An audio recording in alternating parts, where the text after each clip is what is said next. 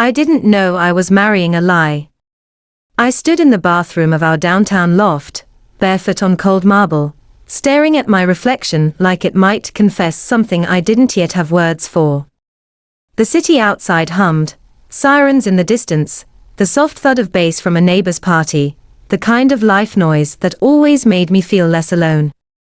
Tonight, it felt like an audience waiting for the curtain to drop. My hair was still pinned from the ceremony. A few strands had escaped and clung to my neck with sweat. I remember thinking how strange it was that after all the vows, all the applause, all the tears, I felt suspended. Not happy. Not scared. Just hovering. Behind me, the bathroom door creaked. "You okay?" his voice asked softly. I nodded before turning. "Yeah. Just overstimulated, I guess." He smiled the smile that made me fall in love with him. Gentle. Almost shy. As if he was still surprised I'd chosen him. "Frank. My husband." He leaned against the doorframe, tie loosened, suit jacket gone. The man I married for love. The man who had memorized the way I took my coffee, who showed up unannounced when my dad was in the hospital, who listened when I talked about my childhood like it mattered. Like I mattered. "Come to bed when you're ready," he said. "I'll be out there." I watched him walk away, and something flickered in my chest. Not fear. Not doubt. Just a small, cold awareness, like a bruise you don't notice until someone presses on it. I brushed my teeth. Washed my face. Took one last look at myself as a married woman. I wish I could tell her something. I wish I could warn her. The living room lights were low when I stepped out. Frank sat on the couch, elbows on his knees, staring at his phone. He looked up when he heard me. "Hey," he said. "Hey." We sat there for a moment, the silence thick. Newlywed silence is supposed to be warm, anticipatory. Ours felt careful. "You nervous?" I asked, trying to smile. He hesitated. "Just a beat too long." Something like that. I laughed it off.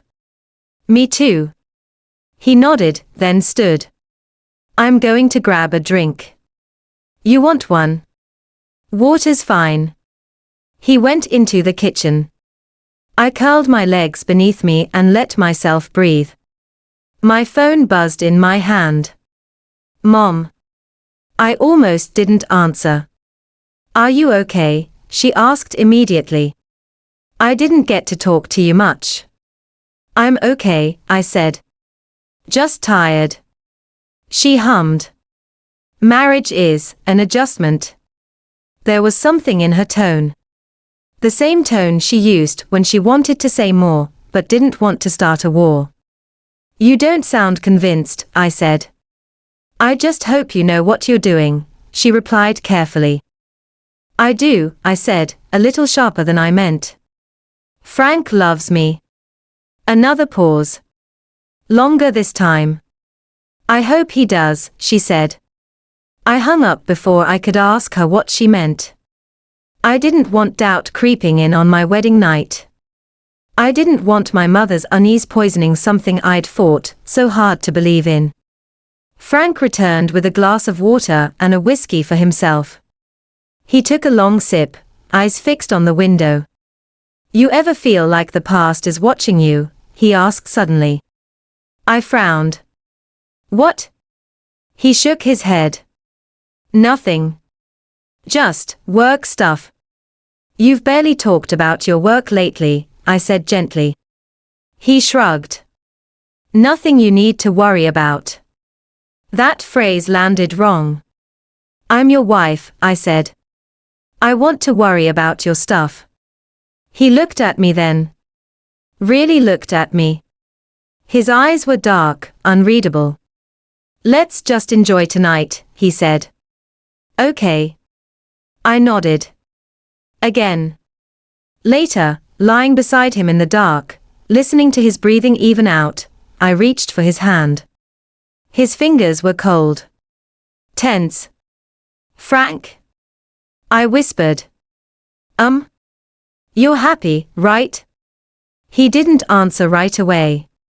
"Yes," he said finally. But the word felt rehearsed. Like a line delivered on cue. I lay there, staring at the ceiling, my chest tight. I told myself it was just nerves. Weddings did that to people. Marriage was heavy. Love wasn't always loud. Sometime after midnight, I slipped out of bed to grab my phone from the living room. A message notification blinked on Frank's screen, lighting up the dark. I wasn't snooping. I swear I wasn't. I just saw the name. Unknown contact. The preview message was short. Brutally so. She said yes. It's done. My heart began to pound. Before I could stop myself, another message came through. Good. Now don't forget why you married her. I stood there, frozen, the city's distant sirens suddenly screaming in my ears, my reflection staring back at me from the black mirror of the TV screen. And for the first time since I said I do, I realized I might not know the man sleeping in my bed at all. I didn't sleep. I lay there beside Frank, counting the seconds between his breaths, replaying the glow of his phone screen over and over until it burned behind my eyes. She said yes. It's done. The words felt surgical. Precise. Not something sent in the haze of emotion. Something planned. By morning, the sky was a dull gray, the kind that made the city feel exhausted. Frank woke before me, kissed my forehead, and slipped out of bed like nothing had changed. "Coffee?" he asked. I watched him move around the kitchen, barefoot, comfortable. My husband. The man who might have married me for a reason I didn't yet understand. "Sure," I said, my voice steady despite the chaos inside my chest. He handed me a mug, our fingers brushing. I flinched without meaning to. He noticed. "You okay?" he asked again, concern knitting his brow. I studied his face. The familiar curve of his mouth. The scar near his eyebrow he said came from a college accident. I'd traced it with my thumb so many times. "I didn't sleep well," I said. "Me neither," he replied, a little too quickly. We drank in silence. He checked his phone. Turned it face down. My mother called later that morning, insisting we come by for brunch. "Just family," she said. Nothing formal. But her voice had that same tightness from the night before. Frank smiled when I told him. Of course. It's important to her. Important. Family always was, with mine. My parents lived in a quiet suburb, just outside the city. Brick house. Manicured lawn. A place that smelled like coffee and judgment. When we pulled into the driveway, my stomach twisted. My younger brother, Lucas, was already there, leaning against his car. He hugged me tight. "So this is the man that married you," he teased. Then his eyes slid to Frank. "Welcome to the circus." Frank laughed politely. "Glad to be here." Inside, the tension was immediate. My mother fussed over the table, my father sat stiffly at the head, newspaper folded but unread. They'd never disliked Frank outright, but they'd never fully trusted him either. "So," my dad said, clearing his throat. "How does it feel? Being a married man?" Frank met his gaze. "Honoring. Responsibility is important to me." The answer sounded rehearsed. Again. My mom watched him closely. "And your family? When will we finally meet them?" Frank's jaw tightened. Just for a second. "They are not really in the picture," he said. That's a shame, she replied. Family tells you a lot about a person. I kicked her under the table. After brunch, Lucas cornered me in the hallway. You okay? He asked quietly. You seem off. I'm fine, I lied. He studied me the way only a sibling can. If you ever need. I know.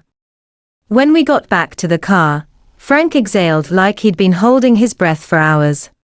Your mom doesn't trust me, he said. She's cautious, I replied. She'll warm up. He nodded, but his knuckles were white on the steering wheel. That night, as he showered, I stood in the bedroom staring at his phone on the dresser. My heart hammered. I told myself I wouldn't. That trust mattered. That love meant restraint. But my hands moved anyway. The messages were sparse. No names. No photos. Just threads of conversation that felt like pieces of a puzzle missing the picture on the box. Timing matters. Make sure she doesn't suspect. This isn't about you anymore. My breath caught. Footsteps approached. I dropped the phone back where it was just as Frank stepped out, towel around his waist. You ready for bed? He asked. Yeah, I said, my voice barely mine. Over the next weeks, the cracks widened. Frank started coming home late. Always with explanations. Meetings. Deadlines. Emergencies. He took calls in other rooms. He flinched when my phone rang unexpectedly. He grew quieter, more guarded. And my family noticed. You don't look happy, my mom said over the phone one night. I am, I insisted. Then why do you sound like you're bracing for something?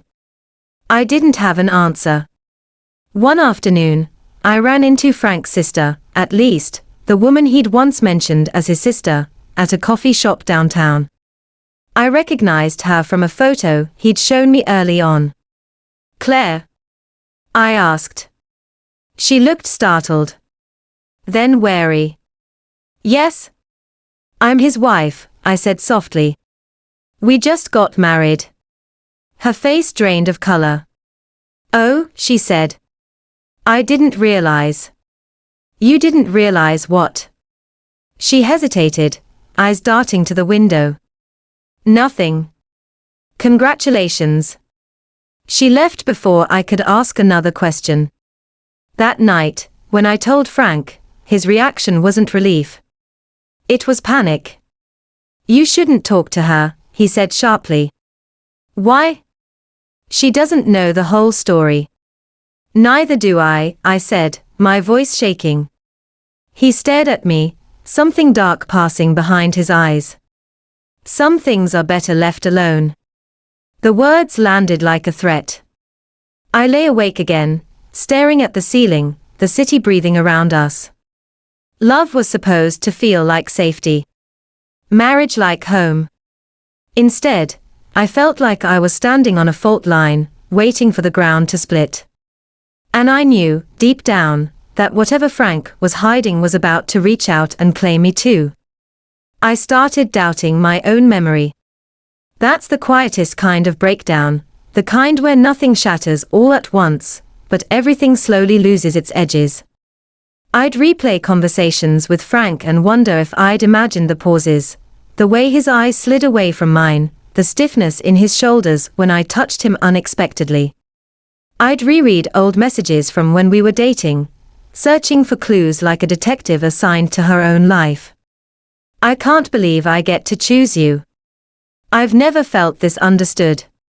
You feel like home. Were those lies too? Or had something changed after he chose me? I stopped asking questions out loud. Every time I did, he grew colder. Not angry, controlled. Like a man carefully locking doors. The distance between us became a physical thing. At night, our backs didn't touch. Our conversations turned functional. Groceries. Schedules. Who was picking up dry cleaning? Love, reduced to logistics.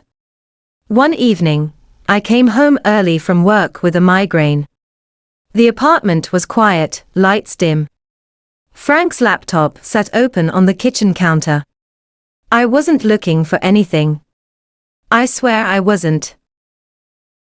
But the email subject line was there, glowing. Final stage. My chest tightened. I stepped closer, heart in my throat. The message thread was short, clinical. Once the marriage is stable, proceed. Emotional attachment confirmed. Do not deviate. Remember what her family took from us.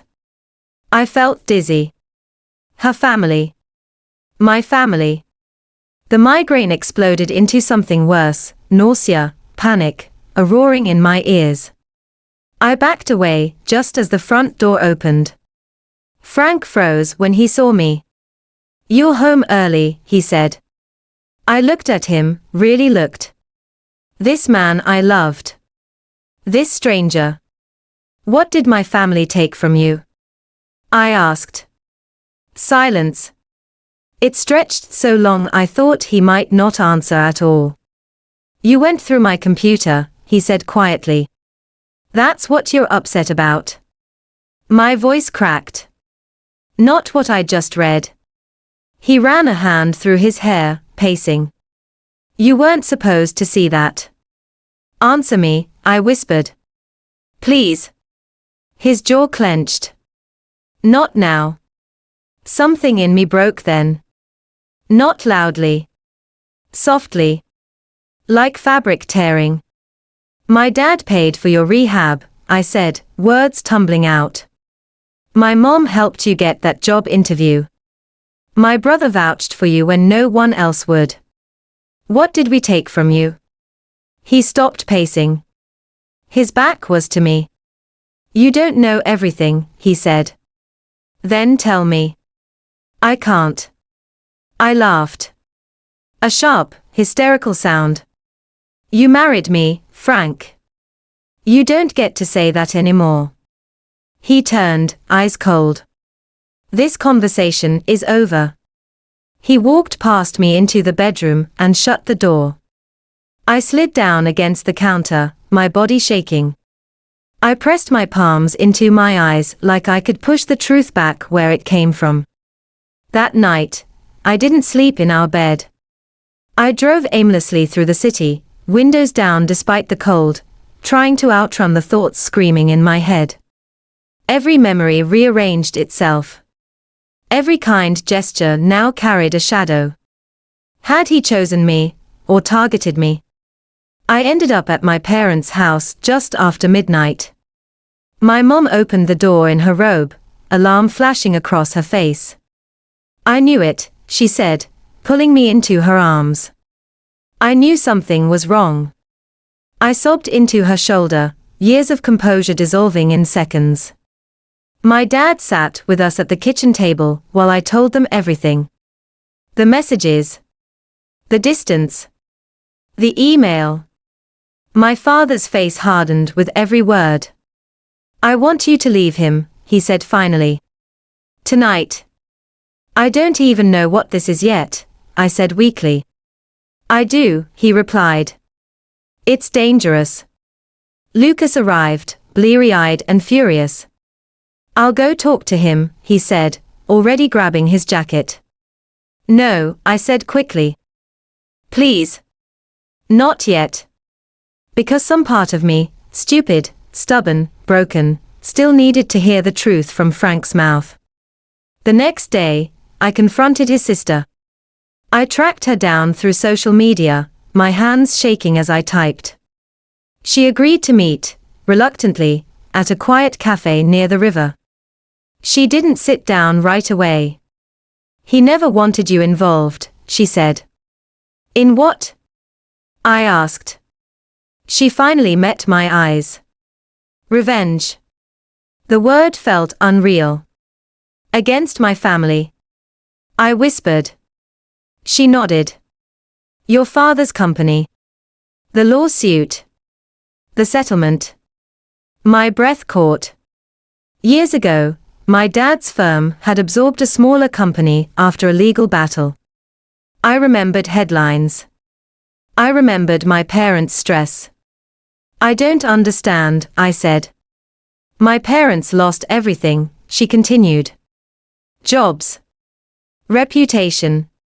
My father drank himself into an early grave. Frank never forgave your family.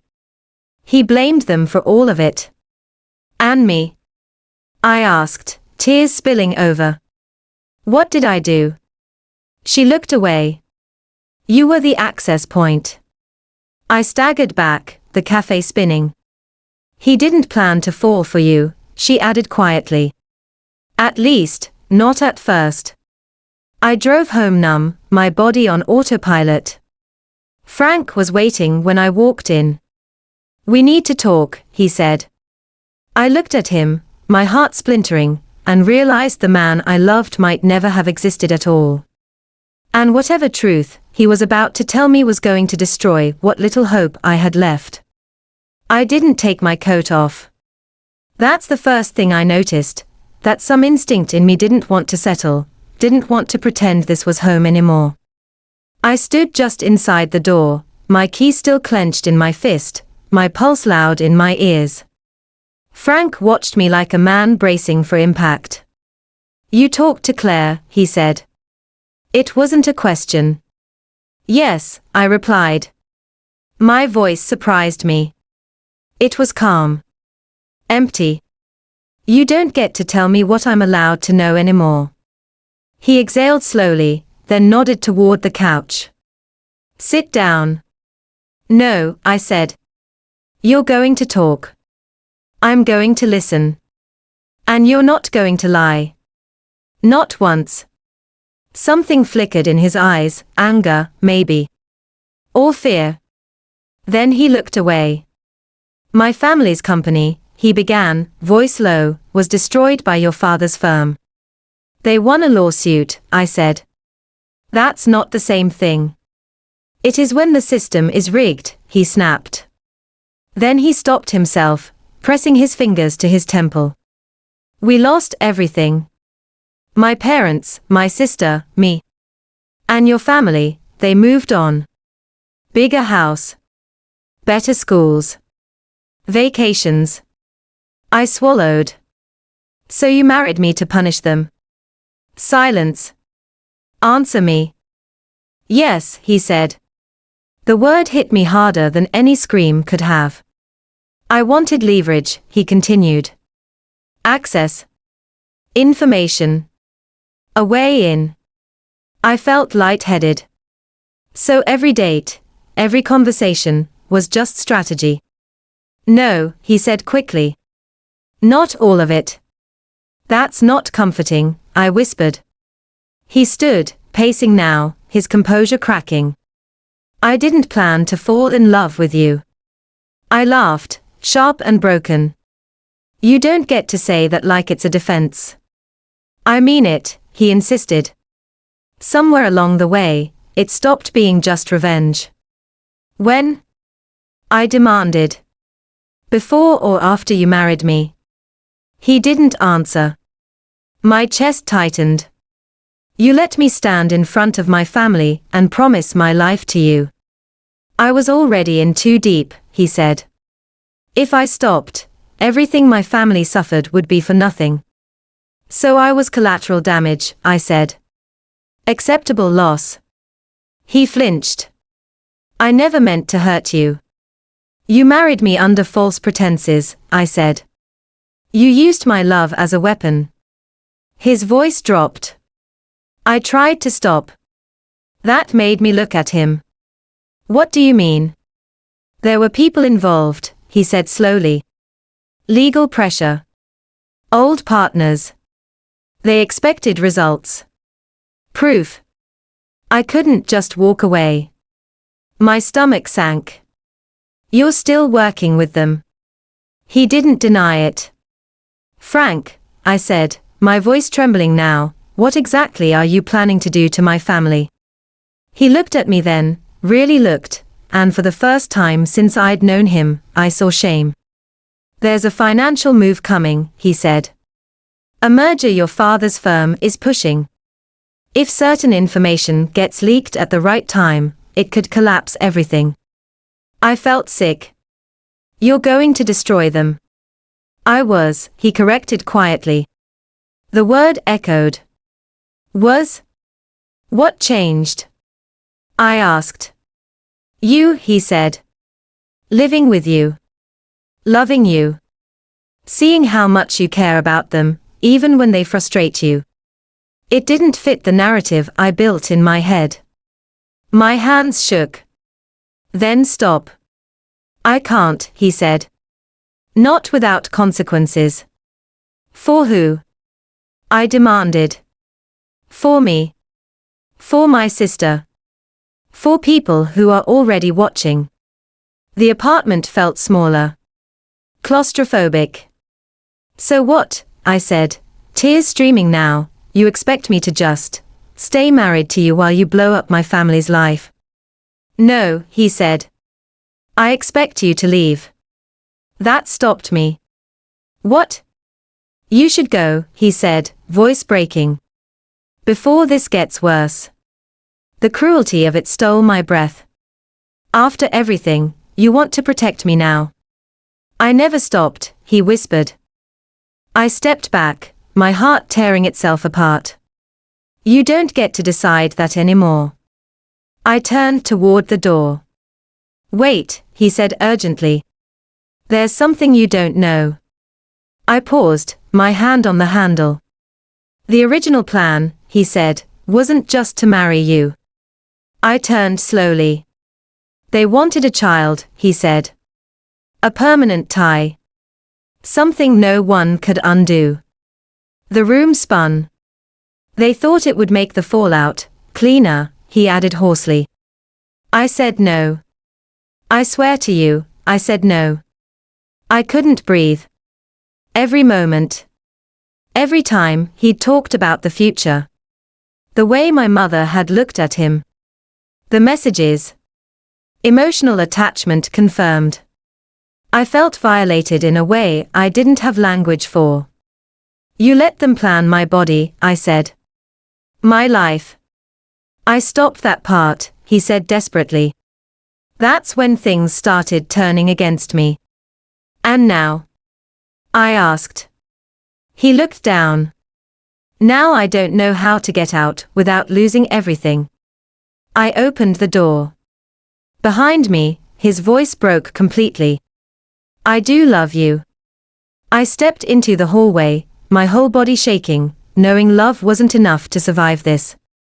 And realizing with terrifying clarity that the consequences of his choices hadn't even begun to unfold yet. I stayed with my parents for 3 days. Not because I was safe there, but because I was too hollow to be alone. My childhood bedroom felt like a museum exhibit curated by someone who thought I'd turned out fine. Old trophies. Framed report cards. A life where everything still made sense. I lay on my bed staring at the ceiling, replaying Frank's voice over and over. "I do love you." Love shouldn't feel like contamination. Love shouldn't make you question whether your memories belong to you or to someone else's plan. My father barely slept. He took calls in hushed tones, pacing the living room like a sentry. Whatever Frank had hinted at, whatever was coming, it was already moving. On the 4th morning, my mom sat beside me with a mug of tea I didn't want.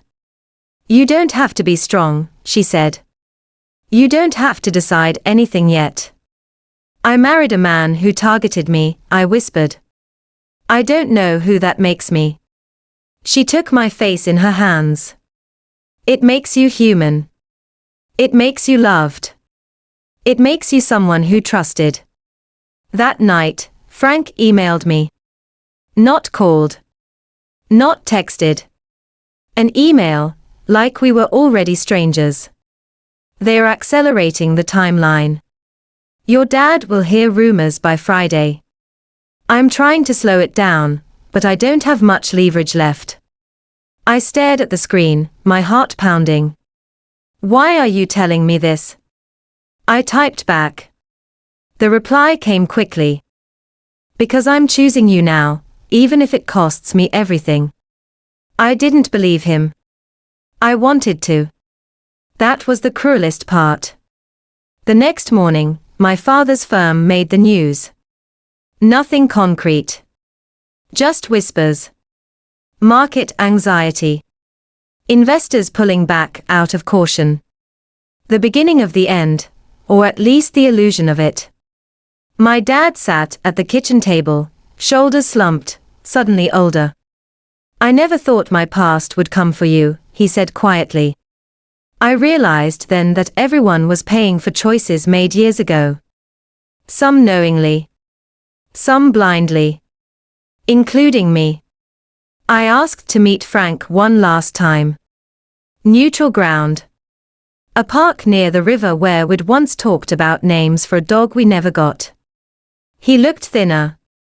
Haunted. Like a man already living with consequences. I didn't come to forgive you, I said as soon as we sat down. I came to understand who you are now. He nodded. That's fair. They are still pressuring you, I said.